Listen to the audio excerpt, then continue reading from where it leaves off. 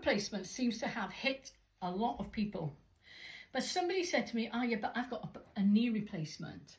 So the knee and the hip replacement all influence that quadricep muscle. So let's have a look at the muscle and what you can do to help improve the condition of the muscle to support both the joints, okay? Because you also know, if you've had a bad hip, your knee has been taking more of the strain.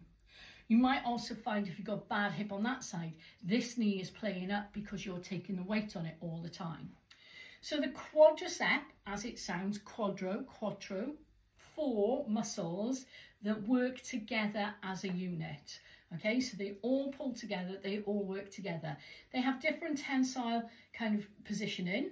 And remember, the rules of muscles are that you can only pull along the direction of the fibre length.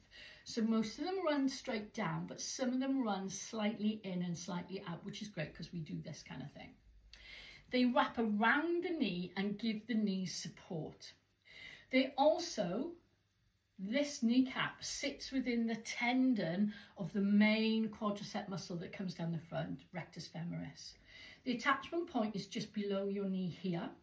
And that is why when you have a knee operation, your knees can sometimes feel tight and you want to strengthen your quad in order to do that. One of the easiest ways I find is to do a straight leg extension. Now you can do this without any weight, because what you're trying to do is to pull the kneecap up. So if you've got big calf muscles like me, you know the kind of joy of trying to pull on tight socks. When you used to pull on tight socks and you used to push your leg in, that's the action we want. So we did a hip one where we did pressing down onto the ball to activate that knee joint. That's great. But sometimes you find when you have a knee issue, straightening your leg is a real kind of problematic thing. And so we have to remember the second rule, which is muscles work in pairs. So the second thing you must do is to stretch the opposing muscle.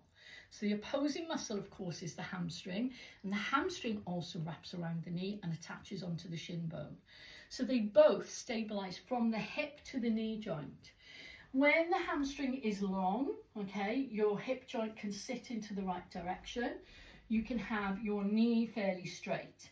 So you want to think about stretching through the length of that. Now you can do that by putting your foot on a footstool, yeah? You can work that knee.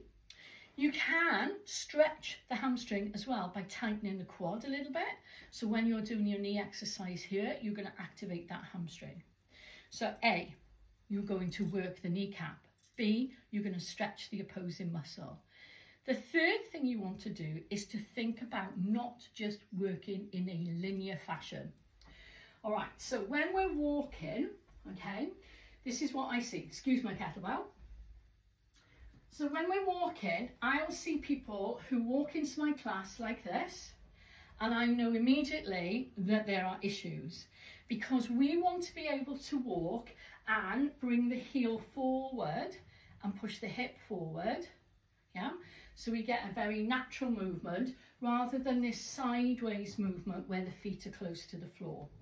So if you're only doing this, when it comes to change in direction, you won't be able to do that. What will happen is you'll do this kind of thing.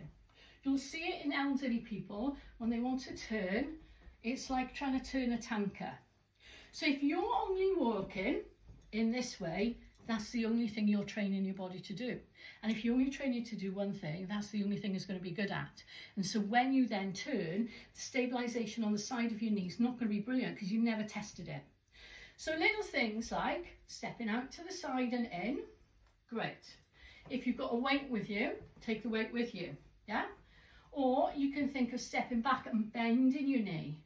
Okay, so think about if you're going up a step or down a step, that this is a really important thing to practice. The other thing you can practice is step behind your knee. Okay, so this is called a curtsy squat. Can you see how the hip angle changes, the knee angle changes? You might have to hold on, that's fine, okay? You can also think about lifting and moving your foot. Lifting and moving your foot quickly, okay? Put some music on in the kitchen. You don't have to do it. Move it, all right? So dancing is a really great way. Number 4, you want to feed your muscle with lots of blood. So little and often. Set yourself a timer, 5 minutes every hour. Get up, move your leg, do your leg strengthening exercises. Go for a little walk, don't be linear. Step up and down curves, walk up and down steps. Think about changing direction without falling over. And the 5th thing is your food and nutrition. Now, I talked yesterday about how to stimulate the muscle. The muscle has to be stimulated to get it to ask to have more protein and build protein and collagen within the muscle fibre. You then have to have that protein and collagen available. You need to make sure that you're eating on a regular basis with protein at every meal alongside fibre. Okay, because fibre is key to keeping everything working, keeping your gut healthy and keeping that inflammation down. These are things you can do without spending any money, without even leaving the house or going to the gym. You can do it. All you have to do is to understand every time that you take a step to nurture yourself, your body thanks you, your head thanks you, and you will enjoy a longer, happier, pain-free life. You've got much to gain and not a lot to lose.